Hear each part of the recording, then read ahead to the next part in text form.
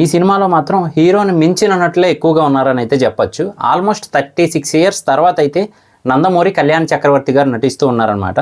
ఆయన ఎవరు అంటే కనుక లంకేశ్వరుడు అనే సినిమాలో మన మెగాస్టార్ చిరంజీవి గారికి బావగా అయితే నటిస్తారు. అలాగే అనస్వర రాజన్ గారు కూడా హీరోయిన్గా నటిస్తూ ఉన్నారనమాట. మలయాళీ సినిమాల్లో మమ్ముట్టి గారితో సహా నటించారు ఈవిడ. సో అందరూ కూడా ఎక్స్పీరియన్స్ ఉన్న యాక్టర్సే ఉన్నారు. వారితో పాటు మరి రోషన్ గారు నిజంగానే గెలుస్తారా లేదా అనేది హైలైట్గా ఉండబోతుంది.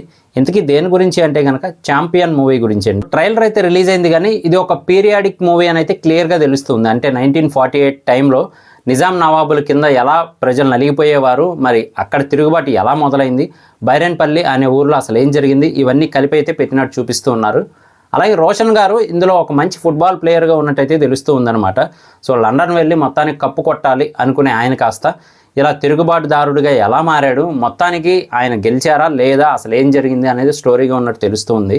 అందులోనూ స్వప్న సినిమా అనే దాని మీద ఏదైతే మూవీస్ వస్తున్నాయో అన్నీ కూడా క్రియేటివ్ వర్క్ చాలా ఉండేలా అయితే మనకు కనబడుతూ ఉంటుందన్నమాట.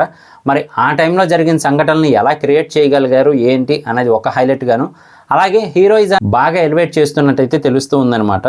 సో కామెడీ కూడా ఎక్కడా తగ్గినట్టు మనకు కనబడట్లేదు. ఒకవైపు కోవై సరళ గారు, వెన్నెల కిషోర్ గారు, ఇంకా చాలామంది అయితే ఉన్నారు.